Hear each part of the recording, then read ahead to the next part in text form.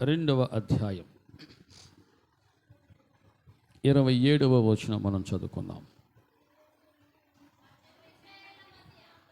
2:27. అప్పుడు ఇశ్రాయేలుల మధ్య ఉన్నవాడును నేనే అనయు, నేనే మీ దేవుడునైన యెహోవాననియు, నేను తప్ప వేరు దేవుడొకడు లేడనియు మీరు తెలుసుకొందరు. నా జనులు ఇక ఎన్నడూ సిగ్గునొందకయుందరో. నా జనులు ఇక ఎన్నడూ సిగ్గునొందకయుందరు. అది కొట్టివేయబడునగాక. మళ్ళీ చెప్పండి, అది కొట్టివేయబడునగాక. ప్రియ దేవుని బిడ్డలారా, దేవుని మాట అవునంటే అవును, కాదంటే కాదు. వాగ్దానం చేసినవాడు నమ్మదగినవాడు, పిలిచినవాడు చెప్పండి నమ్మదగినవాడు. ప్రియ దేవుని బిడ్డలారా, ఆయన అంటూ ఉన్నాడు, నా జనులు ఇక ఎన్నడూ సిగ్గునొందరో, సిగ్గునొందక ఇందరో. కొన్నిసార్లు కొన్ని పరిస్థితులు మనల్ని సిగ్గుపరిచేవిగా ఉంటాయి. కొన్ని పరిస్థితులు మనల్ని హేళన చేసేవిగా ఉంటాయి. కొన్ని పరిస్థితులు మనల్ని కృంగదీసేవిగా ఉంటాయి. కొన్ని మాటలు కావచ్చు, కొన్ని సమస్యలు కావచ్చు, మనల్ని బయటికి రానివ్వకుండా ఇంట్లోనే కట్టేసే విధంగా ఉంటాయి. నా గురించి ఏమనుకుంటున్నారో, బయట ఉన్నవారు నా గురించి ఏం చెప్పుకుంటున్నారో, నాకు ఇట్లా నష్టం జరిగింది, నా గురించి 10 మంది ఏమనుకుంటున్నారో, నాకు ఇలాగ దెబ్బ తగిలింది, 10 మంది నా గురించి ఏం చెప్పుకుంటున్నారో, ఏమని గుసగుసలాడుకుంటున్నారో, నాకు ఇట్లాగా అనారోగ్యం కలిగింది, కుదరని రోగం అనుకుంటున్నారేమో, నా గురించి చెప్పుకుంటున్నారేమో. ఇట్లాగా రకరకాల ఆలోచనలతో మైండ్ అంతా కూడా డిప్రెషన్లోకి వెళ్ళిపోతూ ఉంది. ఒత్తిడి. నా గురించి ఏం చెప్పుకుంటున్నారో, నా గురించి ఏమనుకుంటున్నారో, నా బిడ్డల గురించి ఏమనుకుంటున్నారో, నా భర్త గురించి ఏమనుకుంటున్నారో, నా భార్య గురించి ఏమనుకుంటున్నారో, ప్రతి దేవుని బిడ్డలు ఏమనుకుంటున్నారో, లోపట చెప్పుకోలేనంత దుఃఖం, బాధ ఉంటుంది. ఎవరు చెప్పుకున్నా కొన్ని విషయాలు అర్థం కావు. అర్థం చేసుకునే అంత పెద్ద మనసు కూడా చెప్పండి ఎవరికి లేదు. అర్థం చేసుకునేంత పెద్ద మనసు ఎవరికి లేదు. నవ్వుకునేంత మనసు ఉంది, ఎగతాళి చేసేంత మనసు ఉంది, కానీ అర్థం చేసుకునేంత మనసు మాత్రం ఈనాడు సమాజంలో లేదు. ఇరుకు మైండ్లు అయిపోయినాయి. నన్ను ఎవరు అర్థం చేసుకోలేదు, నన్ను ఎవరు అర్థం చేసుకోవటం లేదు అని ఎవరికి వాళ్ళే లోలోపట మదన పడుతూ ఉంటారు. ఒకడు గుర్తుపెట్టుకో, నిన్ను ఎవరు అర్థం చేసుకున్నా, అర్థం చేసుకోకపోయినా, నిన్ను ఎవరు ఎరిగి ఉన్నా, ఎరిగి ఉండకపోయినా, నా దేవుడు నిన్ను అర్థం చేసుకుంటున్నాడు. ఆమెన్ చెప్పండి, ఆమెన్. నా దేవుడు నీ హృదయాన్ని చూసే దేవుడు. నా దేవుడు నీ హృదయాన్ని పరిశీలించే దేవుడు. నీ హృదయంలో ఏ గాయం ఉందో, ఏ దుఃఖం ఉందో, ఏ భయం ఉందో, ఏ వేదన ఉందో, ఏ కష్టం ఉందో, ఏ నష్టం ఉందో లోకానికి తెలియకపోవచ్చు, కానీ నా దేవునికి సమస్తము తేటగా కనబడుతుంది.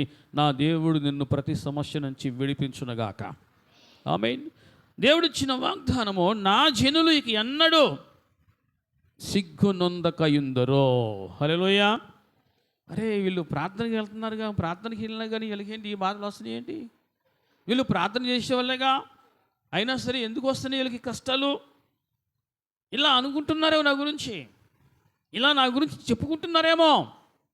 ఇప్పుడు దేవుని బిడ్డలారా, భక్తుడు దావీదు జీవితంలో ఎన్నో వచ్చే బాధలు, ఎన్నో కష్ట నష్టాలు వచ్చాయి. చూద్దాం. కీర్తన గ్రంథంలో ఇంకొక మాట జ్ఞాపకం చేస్తాను. కీర్తనలు 41వ అధ్యాయం 8వ వచనం మనం చూస్తున్నాం. కుదరని రోగము వానికి సంభవించి ఉన్నది, వాడు ఈ పడక విడిచి తిరిగి లేవడని చెప్పుకొనుచున్నారు. చాలు. భక్తుడు దావీదు జీవితంలో ఎంత ప్రార్థనాపరుడో, దేవుని యందు ఎంతటి భయభక్తులు కలిగి ఉన్నవాడో, అయినా సరే అతనికి, అటువంటి మనిషికి కూడా కొన్ని సమస్యలు చుట్టుముట్టాయి. కొన్ని సమస్యలు చుట్టుముట్టాయి. ఆ సమస్యల్లో ఒక సమస్య ఏంటి అంటే రోగం. ఏ రోగం అది? కుదరని రోగం. కుదరని రోగం వచ్చింది, తగ్గిపోద్దులే ఒక నమ్మకం, ఒక హోప్ ఉండొచ్చేమో. కానీ కుదరని రోగం వస్తే ముందు ఈ రోగం కంటే కూడా అసలు బయట ఉన్న వాళ్ళు నా గురించి ఏమని చెప్పుకుంటున్నారో, ఏంటి ఆయనకి ఆ రోగం వచ్చిందంటగా, అమ్మాయికి ఆ రోగం వచ్చిందంటగా, తగ్గదన్నారంటగా, ఇలా నా గురించి చెప్పుకుంటున్నారేమో, ఇలా నా గురించి అనుకుంటున్నారేమో. లోపట ఉన్న బాధ కంటే కూడా ఈ బాధ చాలామందికి ఎక్కువగా ఉంది. దేవుని బిడ్డలారా, దావీదుకు కూడా అటువంటి సమస్య వచ్చింది. ఏమిటి ఆ బాధ? దేవా, నా గురించి జనులు ఇలా చెప్పుకుంటున్నారు. ఏమని చెప్పుకుంటున్నారంట? అయ్యా, వీనికి కుదరని రోగం వచ్చిందని, నయం కాని జబ్బు వచ్చిందని చెప్పుకుంటున్నారే నా గురించి. దావీదుకున్న గొప్ప అనుభవం ఏంటంటే, ఎన్ని కష్టాలు వచ్చినా, ఎన్ని సమస్యలు వచ్చినా, ఎవరు ఏమనుకున్నా ప్రతీది కూడా వెళ్ళి దేవునికి చెప్తూ ఉంటాడు. ప్రతీది దేవునికి కంప్లైంట్ చేస్తూ ఉంటాడు. నాకు ఈ పరిస్థితి ఉంది దేవా, నాకు ఇట్లాంటి సమస్య ఉంది, నాకున్న సమస్యలు నన్ను బాధిస్తూ ఉంటే నా చుట్టూ ఉన్నవారు కూడా నా గురించి తక్కువగా, నన్ను తక్కువ చేసి మాట్లాడుకుంటున్నారయ్యా. నాకున్న సమస్యలే నాకు ఎక్కువైపోయినాయి, అటువంటిది నా సమస్యలో నాకు తోడుగా ఉండవలసిన వారు, ఆదరించాల్సిన వారు కూడా నా గురించి నన్ను తక్కువ చేసి మాట్లాడుకుంటున్నారు. దావీదు భక్తుడు దేవునికి చెప్తున్నాడు, ఏమని? కుదరని రోగము వానికి సంభవించి ఉన్నది, వాడు ఈ పడక విడిచి తిరిగి లేవడని చెప్పుకొనుచున్నారయ్యా. తిరిగి లేవడని చెప్పుకొనుచున్నారు. మన భాషలో మనం చెప్పాలంటే ఏంటి? మంచం ఇక్కడంటగా హే దిగడగా, ఇక ఆధార్ కార్డు చినిగిపోయిద్దాం, రేషన్ కార్డులు పేరు ఎగిరిపోద్దాం, ఇట్లా నవ్వులాటగా ఎగతాళిగా చాలామంది చాటున చెప్పుకునే వాళ్ళు ఉంటారు. ఎందుకంటే ఆరోగ్యంగా ఉన్నంతసేపే నీకు విలువ. నిన్ను ఎవరిని పలకరించినా, పరామర్శించినా, మా వాళ్ళే అని చెప్పుకోవాలన్నా నీకు ఆరోగ్యం ఉన్నంతసేపే. కాస్త ఆరోగ్యం నిన్ను విడిచిపెట్టిపోయిందో అంతవరకు నా వాళ్ళని రాసుకుని పూసుకున్న వాళ్ళు కూడా నిదానంగా క్రమక్రమంగా దూరం అయిపోతూ ఉంటారు. మరీ దూరం పెంచరు, కానీ ఇదివరకు ఉన్నంత ఎఫెక్షన్ ఉన్నది ఇక తగ్గిపోతాయి.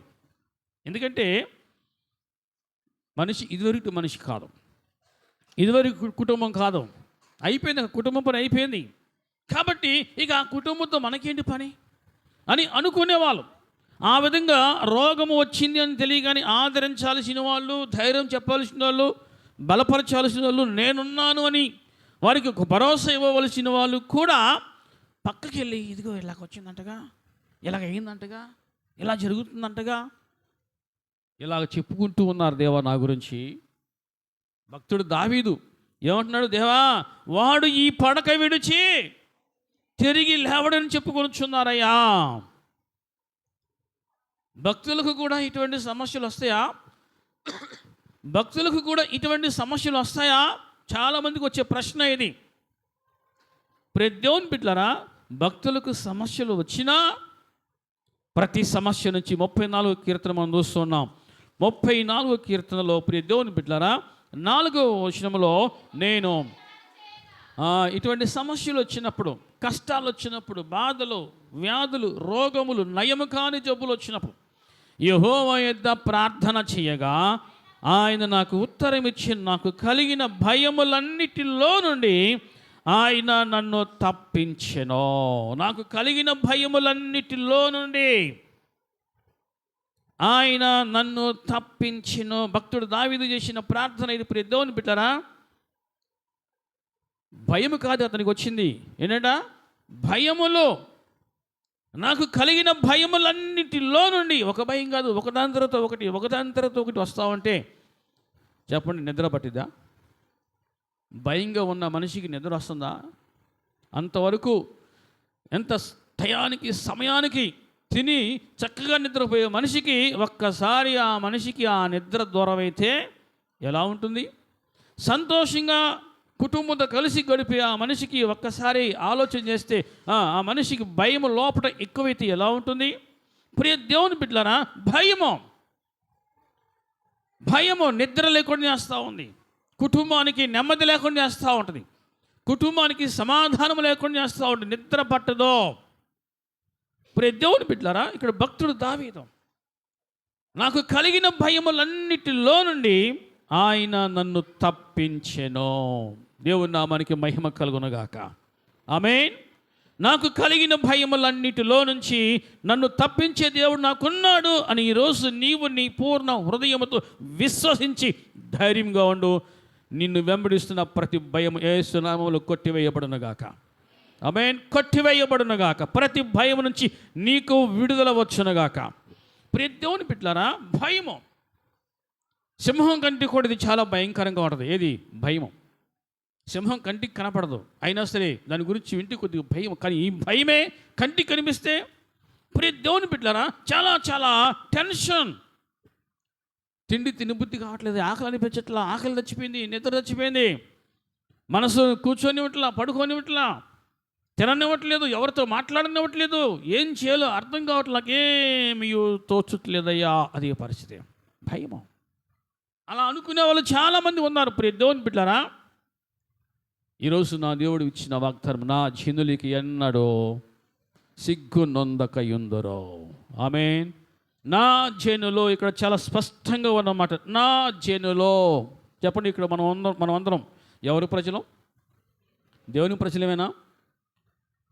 నీవు నీ ప్రక్కన వాటి ఏ మాట చెప్పు, నీవు దేవుని బిడ్డవి, నీవు దేవుని బిడ్డవి. ప్రతి దేవుని బిడ్డలారా, నీవు దేవుని బిడ్డగా ఉంటే, దేవుని ప్రజగా, దేవుని జనాంగముగా ఉంటే, దేవునికి ప్రత్యేకమైన శ్రద్ధ నీ మీద ఇప్పుడు ఉంటుంది. నా జనులుగా మీరున్నండి అంటాడు ఆయన. నా జనులుగా మీరున్నండి, నా సొత్తుగా మీరున్నండి. నా సొత్తు. బిడ్డకి అనారోగ్యం ఉంటే తల్లికి తండ్రికి ఎలా ఉంటుంది? ఎంత సంతోషంగా ఉంటుందో. ఉంటుందా? ఉండదు. బాధగా ఉంటుంది. ఎందుకు?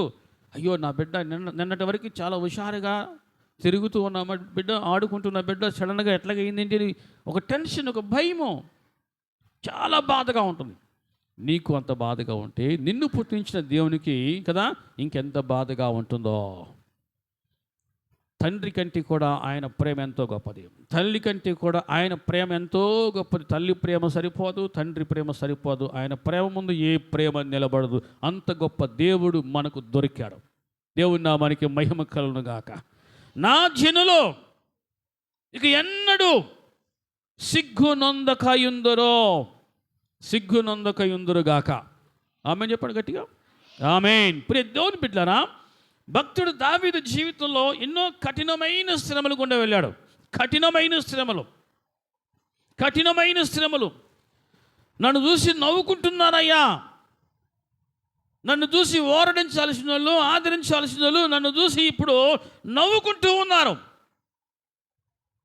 నా గురించి గుసగుసలు ఆడుకుంటూ ఉన్నారయ్యా, నా పరిస్థితి ఇలా ఉంది అని దావీదు భక్తుడు దేవునికి మొరపెడుతూ ఉన్నాడు. అరే వాడు మంచం ఎక్కాడంట, వాడు పడక మీద నుంచి దిగడంట కదా అని చెప్పుకునే వాళ్ళు ముందుకు పోయారు. కానీ దావీదు నిండు వృద్ధాప్యం వచ్చే వరకు ఉన్నాడు. దేవుడి నామానికి మహిమ కలుగునుగాక. నీ దేవుడిని యెహోవాకు అసాధ్యమైనది ఏదైనా ఉన్నదా? నీ దేవుడిని యెహోవాకు అసాధ్యమైనది ఏదియో లేదో. ఎప్పుడైనా ఏ కష్టం వచ్చినా, నష్టం వచ్చినా, శ్రమ కలిగినా, ఇబ్బంది కలిగిన, రోగం వచ్చినా మనకు ఒక నిరీక్షణ అనేది ఉంది. నేను నా దేవుని పాదాల యొద్దకు వెళ్ళి ప్రార్థిస్తే నా దేవుడు నాకున్న ప్రతి సమస్య నుంచి, వ్యాధి నుంచి, రోగం నుంచి, కష్టం నుంచి, శోధన నుంచి నన్ను విడిపించుటకు ఉన్నాడు. ప్రార్థన చేయని వాళ్ళకి భయం, కానీ ప్రార్థన చేసే వాళ్ళకి భయం ఉండదు. దేవుని నామానికి మహిమ కలుగునుగాక. ప్రార్థన చేయకపోతే నీకు భయం. మీకు చాలాసార్లు ఒక మాట చెప్పాను, దేవుని భయం మీకుంటే మరి దేనికి నువ్వు భయపడవలసిన అవసరం లేదు. గట్టి చెప్పండి హల్లెలూయా. దేవుని భయం నీకుంటే మరి దేనికి నువ్వు భయపడవలసిన అవసరం లేదు. దేవుని భయం లేకపోతే నువ్వు ప్రతిదానికి ప్రతిదినం నువ్వు భయపడాల్సిందే. భయం నిన్ను ఏ విధంగా ఆవరించిద్దో, ఏ విధంగా ఆవహించిద్దో నీకు తెలియదు, వచ్చేదాకా నీకు అర్థం కాదు. కానీ దేవుని భయం నీకుంటే ప్రతి భయమును కూడా నీవు సులువుగా జయించుటకు కావలసిన శక్తిని నా దేవుడు నీకు అనుగ్రహిస్తాడు, అనుగ్రహించునుగాక. ఆమేన్. నిన్ను గెలిపిస్తాడు నా దేవుడు. నువ్వు ప్రార్థన చేయి, మోకాళ్ళ మీద ప్రార్థన చేయి. ఒక భక్తుడు ఒక చక్కటి కొటేషన్ చెప్పాడు.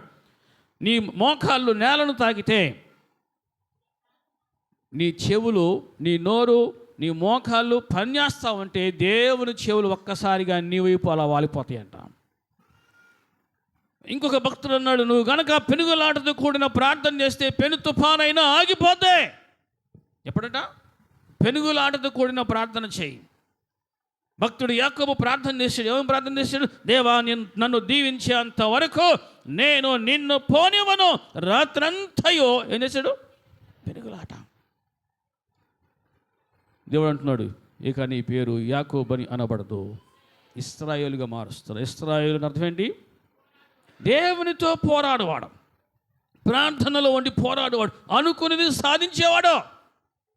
ఇక నీ పేరు యాకోబుని అనబడదు, ఇశ్రాయేలుగా మారుస్తున్నా అని దేవుడు యాకోబును సమృద్ధిగా దీవించాడు.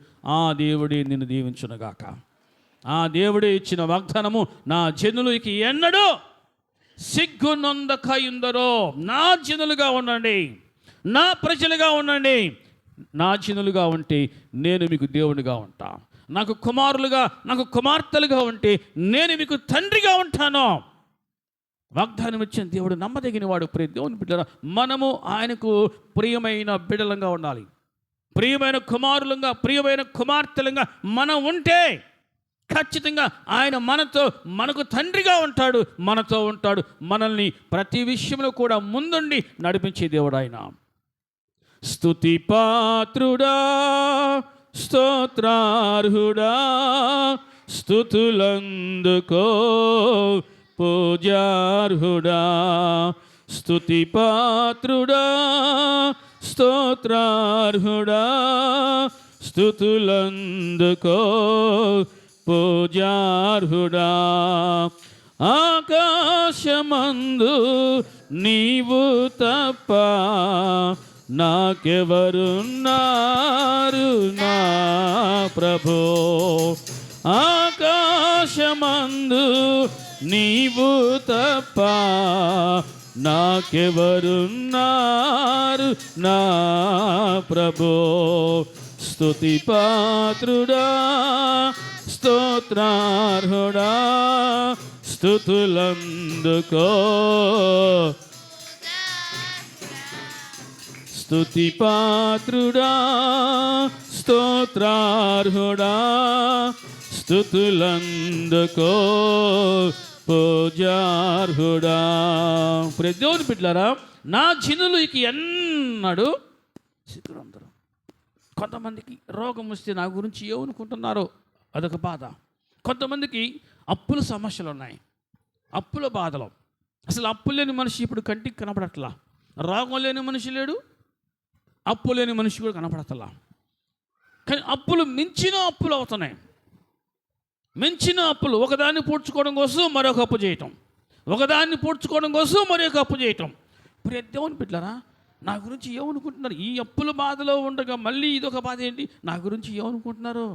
ఏంటి వాడు అప్పుల్లో మునిగిపోయాడంటగా, ఇక పైకి లేవటం కష్టం అంటగా అని నా గురించి చెప్పుకుంటున్నారేమో. ఒక మనిషికి ఒక నెగిటివ్ వెళితే చాలు. ఒక సామెత మీకు చాలాసార్లు చెప్పి కదా, నిజము చెప్పులేసుకునే లోపల అబద్ధం ఊరు మొత్తం తిరిగి వస్తుందంట. నిజము చెప్పులేసుకునే లోపే అబద్ధం ఊరు మొత్తం తిరిగి వస్తుందంట. ఏంటి ఆడి పని అయిపోయిందంటగా, అప్పులు ఎక్కువైందంటగా. మన ఎవరో ఇంటికి వచ్చి మనిషి వచ్చి గట్టి కేకలేస్తున్నాడు అప్పులు తీర్చమని. అప్పు తీర్చలేకపోతున్నాడు అనేసి చెప్పుకుంటున్నారు, అప్పులు ఎక్కువైనాయంటగా. అలాని ఈ మాట ఇంకొక మాట ఇంకొకటి 10 మందికి అలా పాగుతూ పోతుంది. అలా నా గురించి చెప్పుకుంటున్నారేమో. నా గురించి ఏమనుకుంటున్నారో అప్పుల్లో మునిగిపోయినట్టుగా. ఈ అప్పుల సమస్య, ఈ అప్పులు ఎలా తీర్చుకోవాలి, అనేక మార్గాలు, అనేక ఆలోచనలు వేస్తూ ఉంటే నా గురించి వీళ్ళు ఎలా చెప్పుకుంటున్నారు, ఈ బాధ ఎక్కువైపోయింది మనిషికి నాడు.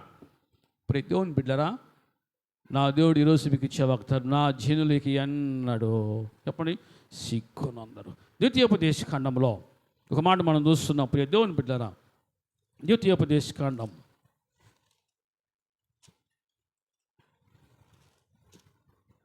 15వ అధ్యాయం 5వ వచనం. 15:5. కావున ద్వితీయోపదేశకాండము 15వ అధ్యాయము 5వ వచనం. కావున నేడు నేను నీకు ఆజ్ఞాపించుచున్న ఈ ఆజ్ఞలన్నిటినీ అనుసరించి నడుచుకున్నటకు నీ దేవుడిని యెహోవా మాటను జాగ్రత్తగా వినిన ఎడల మీలో బేదలు ఉండరు, బేదరికము యేసు నామములో కొట్టివేయబడునుగాక. ఆమేన్. ప్రతి మనిషిని పట్టి పిడిచిదేది పేదరికం. ఈనాడు మనిషి విలువ ఇవ్వట్లా. ఎందుకు తెలుసా? పేదరికం. మనిషికి దూరం పెరుగుతూ ఉంది. మనిషికి అపార్థాలు పెరుగుతున్నాయి. కారణం ఏంటి? పేదరికమే. ప్రతి దేవుని బిడ్డలారా, ఇక్కడ దేవుడిని యెహోవా ఇచ్చిన వాగ్దానం ఏంటంటే, యెహోవా మాటను జాగ్రత్తగా మీరు వింటే, ఆయన మాట మీరు విని గైకొంటే మీలో, చెప్పండి, బీదలు ఉండరు. ఏలయనగా నీ దేవుడిని యెహోవా నీతో చెప్పి ఉన్నట్లు నిన్ను ఆశీర్వదించును గనుక నీవు అనేక జనములకు అప్పిచ్చేదవు గాని అప్పు చెయ్యవో, అనేక జనములను ఏలుదువు గాని వారు నిన్ను ఏలరో. అనేక జనములకు అప్పిచ్చేదవు గాని అప్పు చెయ్యవు. నా దేవుడి నీ చేతిని ఇలా ఉంచునుగాక. ఆమె చెప్పండి గట్టిగా. అప్పు చేసే స్థాయి నుంచి అప్పు ఇచ్చే స్థాయికి నా దేవుడు నిన్ను హెచ్చించునుగాక. ప్రతి దేవుని బిడ్డలారా, నువ్వు ఏ సమస్యలో ఉన్నా సరే, నీ శక్తికి మించిన సమస్య కావచ్చు, నీ కుటుంబానికి, నీ రాబడికి, నీ ఆదాయానికి మించిన సమస్య కావచ్చు. సమస్యకు నువ్వు భయపడదు. కానీ సమస్య వచ్చినప్పుడు భక్తులు ఏ విధంగా ప్రార్థించారో నువ్వు ఆ విధంగా దేవుని సన్నిధిలో ఆయన పాదాల సముఖములో ప్రార్థన చేయి. నా దేవుడు నీ చేతులను బలపరుస్తాడు, బలపరచునుగాక. నా దేవుడు నీ కష్టాన్ని దీవించునుగాక.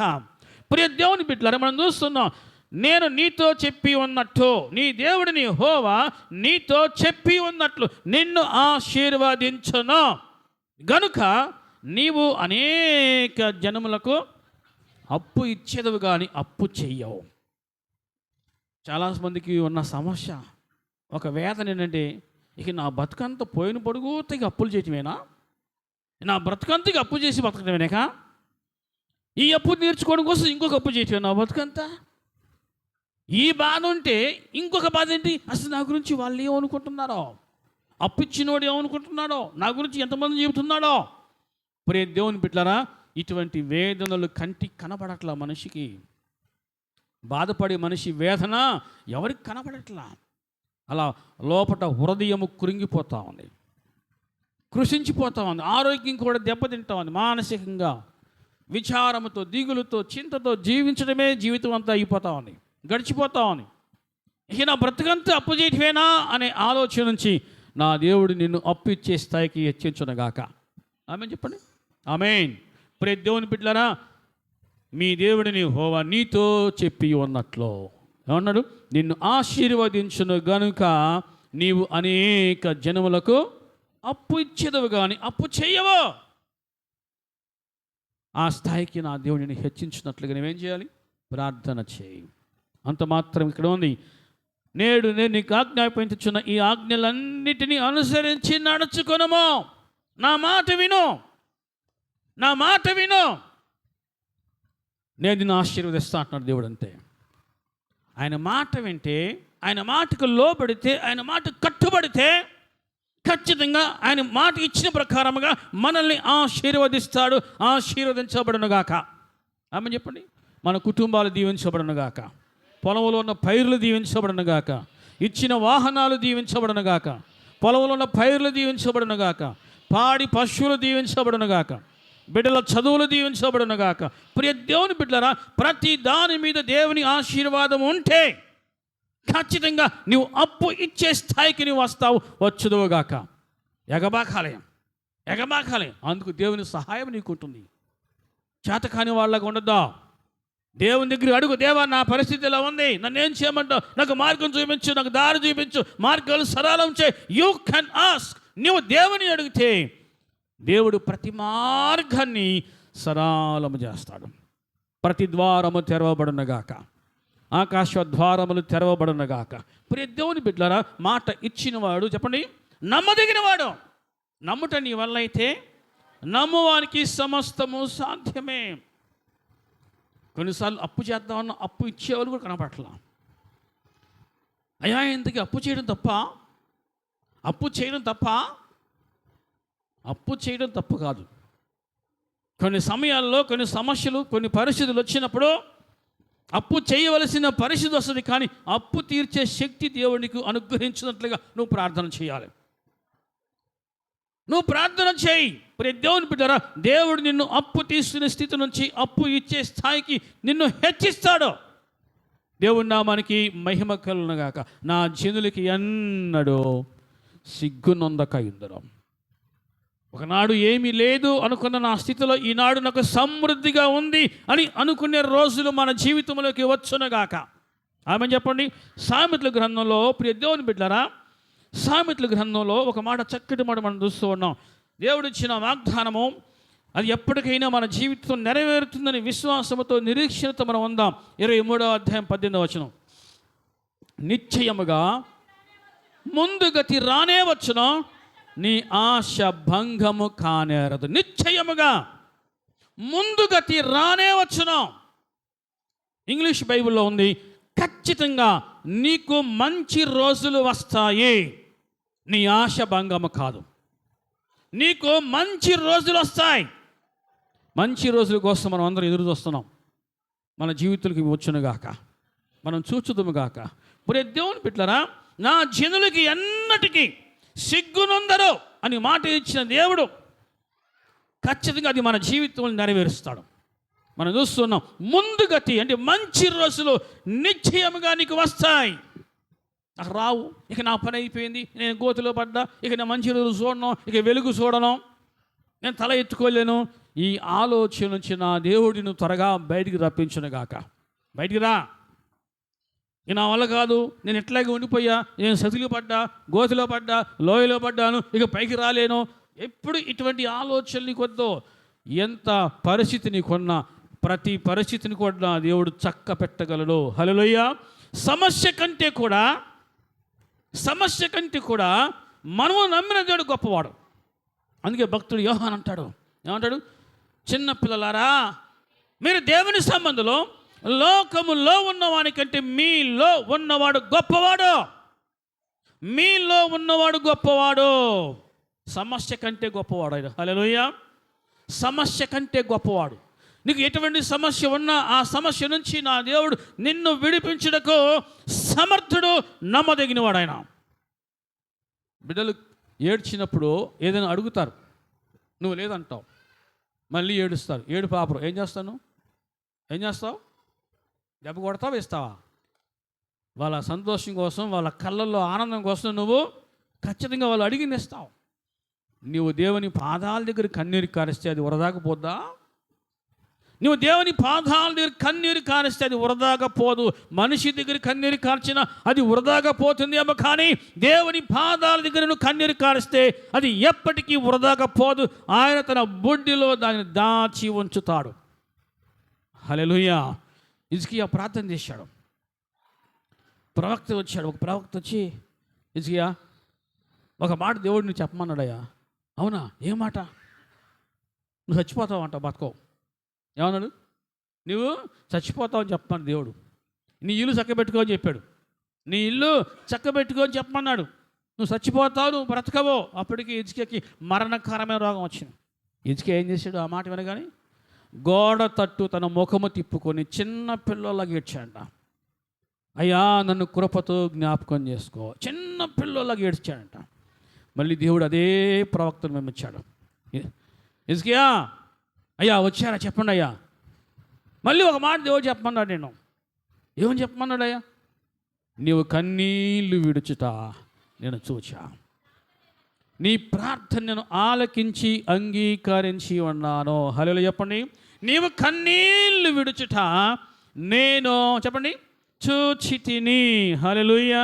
మనిషి దగ్గరను కన్నీళ్ళు కార్చిన అది వృధాగా పోతుందేమో, కానీ దేవుని పాదాల దగ్గరను కన్నీరు కారిస్తే పరమండలమందు ఆశీనుడై ఉన్న ఆ దేవుడు భూమి మీద నువ్వు కన్నీరు కారుస్తుండగా తీక్షణంగా చూసే దేవుడు ఆయన. హిజ్కియా, నువ్వు కన్నీళ్లు విడుచుట నేను చూచాను, నీ ప్రార్థనను ఆలకించి అంగీకరించుకున్నాను, పో ఇక నీకు ఆయుష్ పొడిగిస్తున్నావు పో అని చెప్పాడు. దేవుని నామానికి మహిమ కలుగును గాక. మరణకరమైన వ్యాధి హిజ్కియాను కుటుంబాన్ని చిన్నాభిన్నం చేసే పరిస్థితి వచ్చినప్పుడు హిజ్కియా చేసిన పని కన్నీరు కార్చి ప్రార్థన చేశాడు. ప్రియ దేవుని బిడ్డలారా, నువ్వు ఏ స్థితిలో ఉన్నా సరే గుర్తుపెట్టుకో, నాకు నా దేవుడు ఉన్నాడు అనే విషయం మర్చిపోవద్దు. నాతో ఉన్నాడు, నాలో ఉన్నాడు అనే విషయం మర్చిపోవద్దు. నీలో ఉన్నాడు, నీతో ఉన్నాడు అనే విషయం మర్చిపోవద్దు. ప్రియ దేవుని బిడ్డలారా, నీవు మోకరించి కన్నీరు కార్చి ప్రార్థిస్తే ఖచ్చితంగా నా దేవుడు నీకున్న ప్రతి సమస్య నుంచి నిన్ను విడిపించుటకు ఆయన సమర్థుడు, శక్తిమంతుడు, విడిపించబడదుగాక. ఆమేన్. ప్రియ దేవుని బిడ్డలారా, ఖచ్చితంగా నువ్వు ఏ సమస్యలో ఉన్నావో ఆ సమస్య నుంచి, ఏ చీకటిలో ఉన్నావో ఆ చీకటి దినాల నుంచి నీవు వెలుగు దినాలు చూస్తావు, చూచుదువుగాక. నాకు నా జీవితంలో మంచి రోజులు రావేమో, ఇక నా బ్రతుకంతా దుర్దినాలేనేమో, ఇక నా బ్రతుకును ఈడ్చుకుంటూ పోవటమేమో, లాక్కుంటూ పోవటమేమో, ఇక అప్పు చేయటమేనేమో, ఇక అప్పులు తీరే మార్గం ఏంటి, నా బ్రతుకు ఏంటి, ఈ ఆలోచనలు మనిషిని కురుంగదీస్తాను. ప్రతి ఆలోచన పైన దేవుడు నీకు గొప్ప విజయము అనుగ్రహించునుగాక. ప్రియ దేవుని బిడ్డలారా, నీకు ఖచ్చితంగా ఏమొస్తాయి? మంచి రోజులు వస్తాయి. 24వ అధ్యాయం చాలాసార్లు జ్ఞాపకం చేస్తుంది. సామెతలు 24:10 ఉంది, శ్రమ దినమున నీవు కృంగిన ఎడల నీవు చేతకాని వాడవగుదువో. హల్లెలూయా. శ్రమ దినము వచ్చినప్పుడు కృంగిపోవద్దు. శ్రమ దినం వచ్చినప్పుడు కృంగిపోవద్దు. నిలబెట్టుటకు, నిన్ను నడిపించుటకు, నీ తల ఎత్తుటకు నా దేవుడు నీతో ఉన్నాడు, నీలో ఉన్నాడు. హల్లెలూయా. శ్రమ దినం వచ్చినప్పుడు కృంగిపోవద్దు. నిన్ను నిలబెట్టుటకు, నిన్ను నడిపించుటకు, నీ తల ఎత్తుటకు ఆయన ఉన్నాడు. ఆయన నీతో ఉన్నాడు. భక్తుడు దావీదు, ప్రియ దేవుని బిడ్డలారా, ఒక మాట, ఒక చక్కటి ప్రార్థన చేశాడు. కీర్తన గ్రంథంలో 3వ అధ్యాయం 3వ వచనంలో 3:3 ఉంది, యెహోవా నీవే నాకు కేడముగాను, నీవే నాకు అతిశయాస్పదముగాను, నా తల ఎత్తువాడవుగాను ఉన్నావు. హల్లెలూయా. నా తల ఎత్తువాడవుగా ఉన్నావు. కొన్నిసార్లు మనం సిగ్గుతో తలదించుకునే పరిస్థితి వస్తుంది. సిగ్గుతో తలదించుకునే పరిస్థితి వస్తుంది. మన నోరు మోగబోయే పరిస్థితి వస్తుంది. ఎందుకని మన చుట్టూ అటువంటి బంధకాలు చేస్తాయి. మనల్ని అటువంటి బంధకాలు బంధించేస్తూ ఉంటాయి. తల దించుకునే స్థితి, సిగ్గుతో తల దించుకునే స్థితి, నోరు మోసుకునే పరిస్థితి, నోరుండి కూడా మాట్లాడలేని పరిస్థితి. అటువంటి పరిస్థితులు గుండా వెళ్ళే వాళ్ళు ఎవరైనా ఉంటే ఈరోజు నా దేవుడు ఇచ్చిన వాగ్దానం, నేను నీ తల ఎత్తువాడను. భక్తుడు దావీదు అన్నాడు, దేవా నా తల ఎత్తువాడవు నీవే, నా కేడము నీవే, నా దుర్గము నీవేనయ్యా. దేవుని బిడ్డలారా, గుర్తుపెట్టుకో ఒక మాట, ఎప్పుడు కూడా గుర్తుపెట్టుకో, దేవుని మీద ఆధారపడటం నేర్చుకో. చాలు, దేవుని మీద ఆధారపడు. నీ శక్తి మీద, నీ బుద్ధి మీద, నీ బంధువుల మీద, నీ స్నేహితుల మీద ఎప్పుడు కూడా ఆధారపడద్దు. దేవుని మీద ఆధారపడు. దేవుడు నిన్ను ఉన్నత స్థలములకు చేరుస్తాడు. ఎక్కలేని ఎత్తైన కొండపైకి నా దేవుడు నిన్ను ఎక్కిస్తాడు, ఎక్కించునుగాక. ప్రియ దేవుని బిడ్డలారా, ఒకనొక సమయంలో దావీదు భక్తులు చేసిన ఒక విలక్షణమైన ప్రార్థన మీకు జ్ఞాపకం చేస్తున్నాను. 61వ కీర్తనలో, దేవా నా మొర ఆలకించమో, నా ప్రార్థన చెవియొగ్గుమో, నా ప్రాణము తల్లడిల్లగా భూదిగంధముల నుంచి నీకు మొర్రపెట్టుచున్నాను. నేను ఎక్కలేనంత ఎత్తైన కొండపైకి నన్ను ఎక్కించయ్యా. హల్లెలూయా. ఇప్పుడు దుఃఖంలో ఉన్నాను, లోయలో ఉన్నాను, భయములో ఉన్నా, శోకములో ఉన్నా, అప్పుల్లో ఉన్నా, సమస్యలో ఉన్నా, ఒకవేళ అనుకోవచ్చు. భక్తుడు దావీదుకి అటువంటి అనుభవాలు ఉన్నాయి. దినమంతయో కన్నీరు కారుస్తూనే ఉన్నాడు. నా కన్నీళ్ళ చేత నా దుప్పటి కొట్టుకుని పోతా ఉంది అని అడిగాడు దేవుని. అయ్యా నా కన్నులు గుంటలు పడుతూ ఉన్నాయి. అంతగా కన్నీరు కార్చిన దావీదు, ప్రియ దేవుని బిడ్డలారా, చాలా లోయెస్ట్ ప్లేస్ కంటే చాలా లోతు, అంటే అది ఎవరు కూడా ఊహించలేనంత లోతైన లోయలోకి వెళ్ళిపోయిన అనుభవం దావీదుది. అంత లోతైన లోయల అనుభవంలోకి వెళ్ళి దావీదు భక్తుడు అక్కడ చేసే ప్రార్థన తెలుసా? దేవా ఏమంటున్నాడు? నా ప్రాణము తల్లడిల్లగా భూదిగంతముల నుంచి నీకు మొర్రపెట్టుచున్నానయ్యా, భూదిగంతముల నుంచి నీకు మొర్రపెట్టుచున్నాను. నేను ఎక్కలేనంత ఎత్తైన కొండపైకి. ఇప్పుడు నా పరిస్థితులను బట్టి నేను చీకట్లో ఉన్నా, నేను ఎవరికి కనబడట్లా, నేను మరుగులో ఉన్నానయ్యా. కానీ నీవే నన్ను వెలుగులోకి తీసుకొని రావాలి. నా దేవుడు నిన్ను వెలుగులోకి తీసుకుని వచ్చునుగాక, నా దేవుడిని పైకి తీసుకుని వచ్చునుగాక. వాక్యము సెలవిస్తుంది. భక్తుడు దావీదు చేసిన ప్రార్థన, నేను ఎక్కలేనంత ఎత్తైన కొండపైకి నన్ను ఎక్కించు. దేవుడు ఎక్కిస్తాడు అని నమ్ముకున్న వాళ్ళు గట్టి చెప్పండి హల్లెలూయా, హల్లెలూయా. ప్రియ దేవుని బిడ్డలారా, మనల్ని ఎక్కించుటకు, పైకి తీయుటకు, సహాయం చేయుటకు, తప్పించుటకు, విడిపించుటకు మనకి ఎప్పుడు మనతో ఉంటాడు. ఆయన మనతోనే ఉంటాడు, మనలో ఉంటాడు. నీవు తండ్రి, నాయన, అబ్బా అని నీవు నోరు తెరిచి అడిగితే చాలు, కన్నీరు కార్చి మూలుగుతూ అడిగితే చాలు, ఈ విల్ రిప్లై అండ్ ఈ విల్ సప్లై. ఆయన సప్లై చేస్తాడు అంతే. ఆయన ఏదైనా చేయగలడు. ఆయన నమ్ముట నీ వల్లైతే నమ్మువానికి సమస్తము సాధ్యం. నేను ఎక్కలేనంత ఎత్తైన కొండపైకి నన్ను ఎక్కించయ్యా.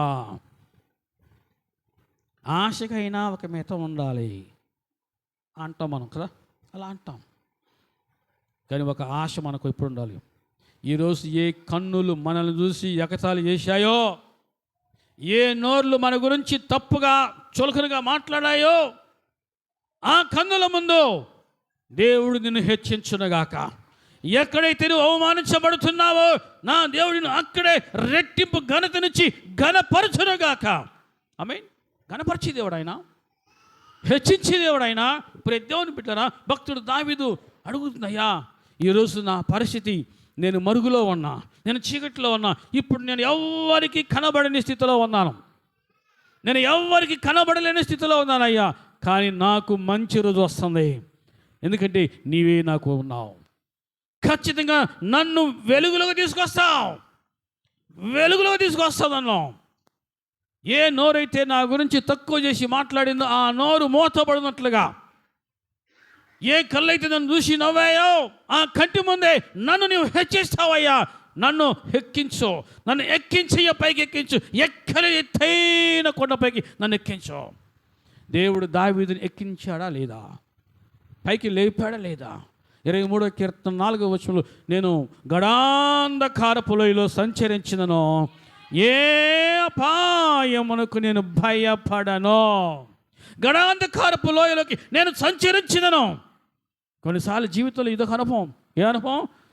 అంధకారం, దారి డొంక కనపడదు, ఏం అర్థం కాదు, ఏమి తోచదు. ఇదొక అనుభవం కొంతమందికి. భక్తుడు దావీదు అంటున్నాడు, నేను గడాంధకారపు లోయలో సంచరించినను, చెప్పండి, ఏ అపాయమునకు నేను కారణం ఏంటి? యెహోవా నా కాపరి, నాకు లేమి కలగదు. నా దేవుడు అంటున్నాడు, నా జనులకి ఎన్నడూ సిగ్గు నొందరు, నా జనులకి ఎన్నడూ సిగ్గు నొందకయుందరు. నా దేవుడు నీకున్న అవమానం కొట్టివేయునుగాక, సిగ్గు కొట్టివేయునుగాక. ప్రతి బాధ నుంచి నా దేవుడు నిన్ను విడిపించునుగాక. ప్రతి అప్పుల సమస్య నుంచి నా దేవుడు నిన్ను తప్పించునుగాక. ప్రతి ప్రమాదం నుంచి, ప్రతి అపాయం నుంచి, ప్రతి ఆపద నుంచి నా దేవుడు నిన్ను, నీ కుటుంబం విడిపించునుగాక. ప్రార్థన చేసుకుందాం, మోకరించండి, ప్రార్థన చేసుకుందాం. ప్రియ దేవుని బిడ్డలారా,